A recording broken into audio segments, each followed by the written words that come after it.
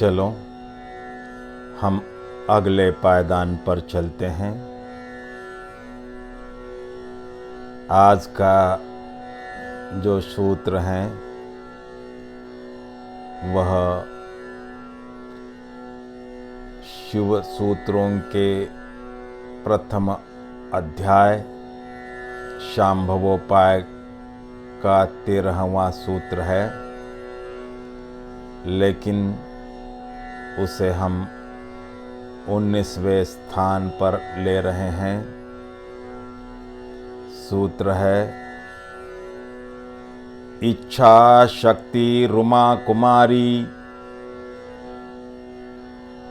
यह एक और रहस्य का प्रकटीकरण है। इस सूत्र में उतरने से पहले, सूत्र की गहराई समझने से पहले एक मंत्र जो इस प्रकार है।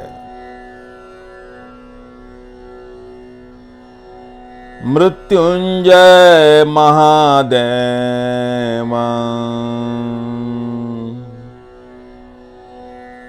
त्राहि मां शरणागतं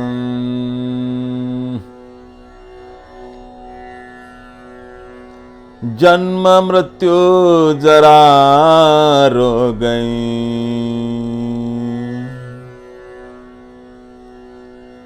पीड़ितं कर्म बंधनै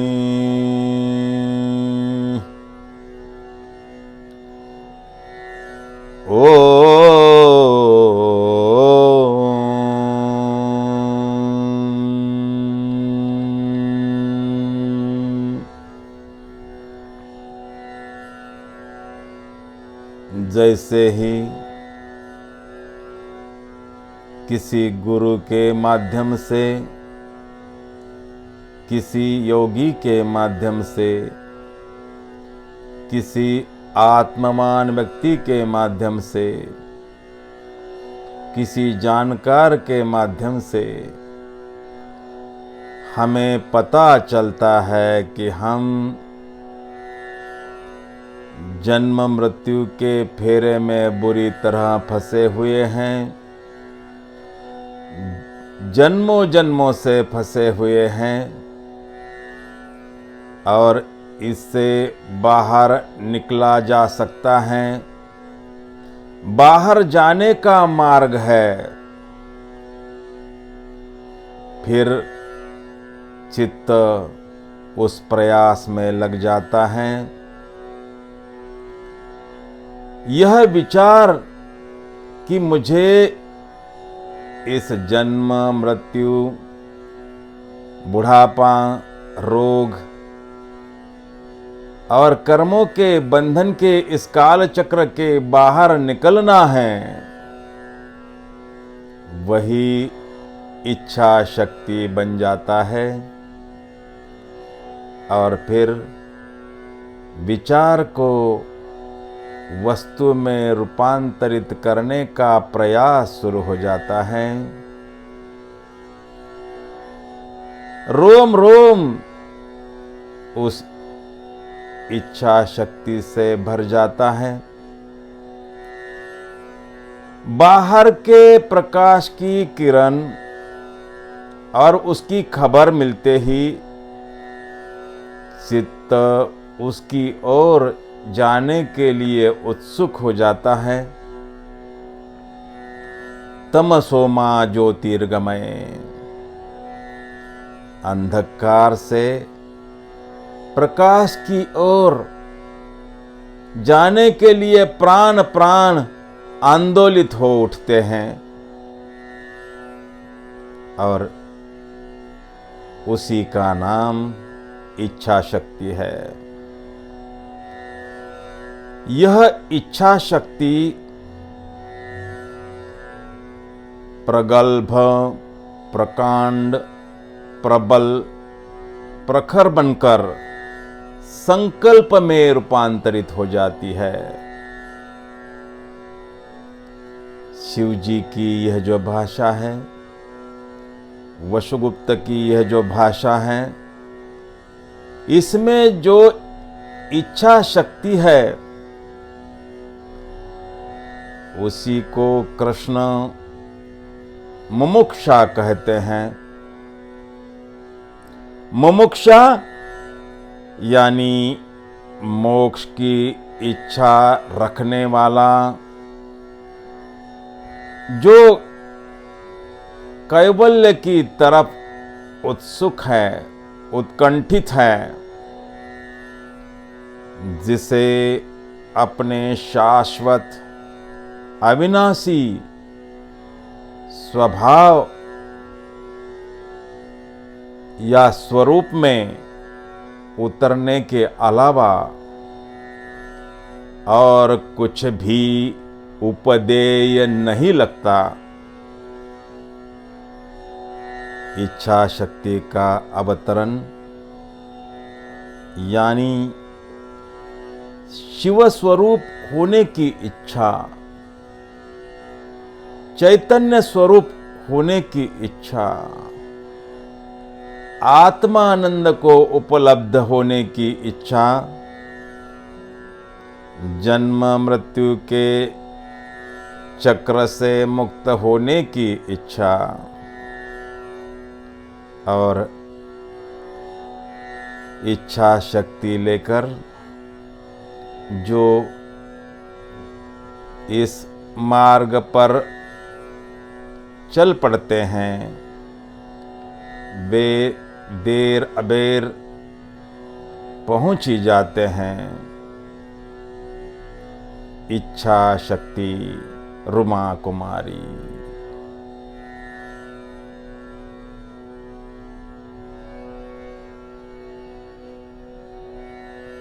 इच्छा शक्ति उमा कुमारी। आज का यह जो सूत्र है वह दो शब्दों से मिलकर बना हुआ है, इच्छा शक्ति और उमा कुमारी। संस्कृत में जब संधि हो जाती है तो यह सूत्र इच्छा शक्ति रुमा कुमारी बन जाता है। हमने इच्छा शक्ति का अर्थ तो जान लिया है, इच्छा शक्ति को हम समझ चुके हैं। अब उमा कुमारी क्या है उसे समझ लेते हैं। उमा कुमारी में यह जो उमा शब्द है उसका अर्थ है सृजन और विनाश की कारक, उत्पत्ति और लय की कारक, प्रजनन और प्रलय की कारक,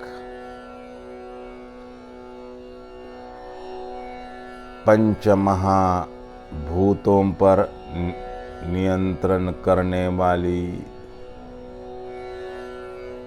परम शक्ति, विराट महाशक्ति जो ब्रह्मांड में सर्वत्र फैली हुई है। उस अनंत अनंत शक्ति के साथ तादात्म्य, उसके साथ जुड़ जाना, उसकी प्रतीति हो जाना ही सिद्धि है और सिद्धियों को पाने का मार्ग योग है। साधना, तपश्चर्या, ध्यान के मार्ग से सिद्धियां पाई जा सकती हैं। साधक समाधि का अनुभव ले सकता है। यद्यपि साधना के मार्ग पर चलने से पहले हमारे पास प्रेरक शक्ति का होना, ड्राइविंग फोर्स का होना अत्यावश्यक है। इस ड्राइविंग फोर्स के बल पर, प्रेरक शक्ति के बल पर मनुष्य साधक तपश्चर्या करता है और महाऊर्जा, महाशक्ति, जिसे यह सूत्र उमा कुमारी कह रहा है, उसके साथ रिश्ता प्रस्थापित हो जाता है, उसके साथ जुड़ जाता है, उसके साथ तादाद में बना लेता है। वह ऊर्जा, वह शक्ति स्वयं ही फिर हमारे अज्ञान को मिटा देती है। कुमारी शब्द में यह जो कु अक्षर है,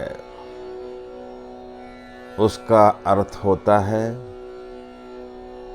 अज्ञान, जड़ता, नादानी, और मारी शब्द का अर्थ होता है मारना, मिटा देना, उच्चाटन करना। अज्ञान का पर्दा हटते ही चेतना को शून्य का बोध हो जाता है, ब्रह्म का बोध हो जाता है, पूर्ण का बोध हो जाता है। पूर्ण और शून्य एक ही सत्य के दो छोर है, दो पहलू हैं। ब्रह्म को, सत्य को पूर्ण के छोर से देखो तो ब्रह्म, सत्य पूर्ण जैसा नजर आता है, और उसे शून्य के छोर से देखो तो वही शून्य जैसा नजर आता है। ब्रह्म ही शून्य है और शून्य ही ब्रह्म है।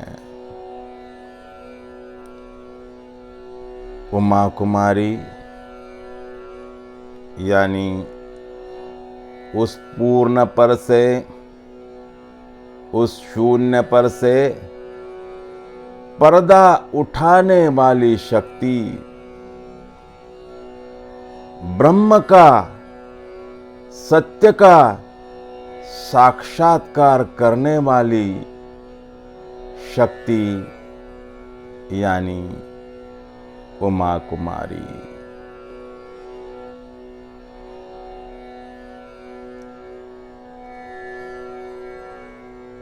हमारे भीतर अपार और अनंत शक्ति का वास है, लेकिन हम अनजान हैं।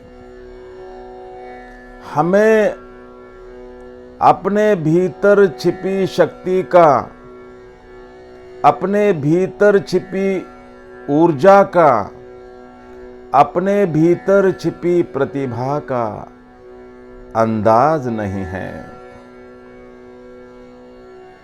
विज्ञान भी कहता है कि हम अपने दिमागी क्षमता का मात्र 15% तक हिस्सा ही अपने जीवन में उपयोग में लाते हैं।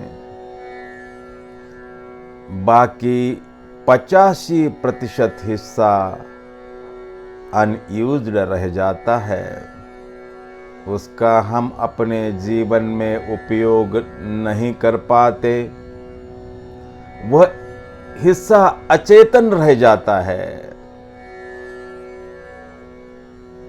मैंने सुना एक घर में एक पुरानी वीणा पड़ी हुई थी, अंगड़ खंगड़ वस्तुओं की तरह। उनकी अतीत की पीढ़ी में कोई होगा जो उसे बजाता था, लेकिन सांप्रत पीढ़ी में ऐसा एक भी सदस्य नहीं था जो उसे बजा सके। अब वह वीणा मात्र एक पुरानी याद बनकर रह गई थी, मात्र एक शोभा की वस्तु बनकर रह गई थी। अन्य पुरानी चीजों की तरह जंग खा रही थी। जंग खाने वाली वस्तु शोभा भी क्या बढ़ाएगी। अब तो वह एक उपद्रव का साधन बनकर ही रह गई थी, समझो। घर के बच्चे उसकी तारों को छेड़ते तो कोलाहल हो जाता, उसे कोई गिरा देता, बिल्ली उस पर चलती तो घर में शोरगुल हो जाता। घर में काम करने वाले नौकर थे, उनके हाथों से कभी गिर जाती तो आवाज हो जाती, शोरगुल हो जाता, नींद में भी बाधा आ जाती। तो घर के सभी सदस्यों ने एक दिन निर्णय किया कि इसे ले जाकर कूड़ा घर में छोड़ आते हैं। एक सुबह वे उसे बगल के एक कूड़ा घर में छोड़ आए। छोड़कर अभी घर भी नहीं पहुंचे थे, द्वार पर भी नहीं पहुंचे थे, उसके पहले उस कूड़ा घर में एक भिखारी पहुंच गया। उसने बड़े प्यार से उस वीणा को उठाया और उसकी तारों पर उंगलियां फेरना शुरू कर दिया। वीणा से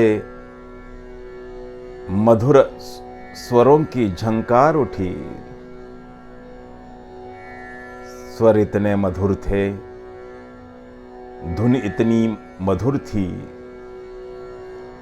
कि सुनने वाले के हृदय भी तरंगायित हो गए, तल्लीन हो गए, सब चकित हो गए। अब रुकना मुश्किल था, चले गए कूड़ा घर की ओर। फिर उनकी समझ में यह नहीं आ रहा था कि यह चमत्कार कैसे हो गया। हमने तो निरुपयोगी वस्तु समझकर फेंक दिया था, उससे इतने मधुर स्वर कैसे पैदा हो रहे हैं। जाकर उन्होंने देखा तो भिखारी उसे बजा रहा था। उन्होंने उस भिखारी से पूछा, भाई तुम्हें यह कैसे पता चला कि इस वीणा में इतने मधुर स्वर छिपे हुए हैं? उस भिखारी ने विनम्रता से कहा, महानुभाव, स्वर वीणा में नहीं वरन उसे बजाने वाले वादक की उंगलियों में होते हैं। स्वर हमारे भीतर छिपे हैं, लेकिन हम अनजान हैं। शक्ति हमारे भीतर पड़ी है, प्रतिभा हमारे भीतर पड़ी है, लेकिन हमें उसका अंदाज नहीं है, लेकिन हमें उसका एहसास नहीं है। उस शक्ति के, उस उमा के सक्रिय हो जाते ही, उसके साथ तादाद में हो जाते ही समाधि आ जाती है। हमारा सारा अज्ञान मिट जाता है, हमें आत्मबोध हो जाता है, आत्मानुभूति हो जाती है, हमें अपने भीतर के शिवत्व का साक्षात्कार हो जाता है।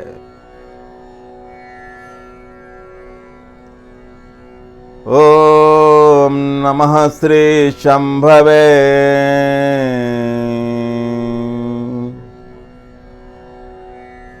स्वात्मानंद प्रकाश वपुषे।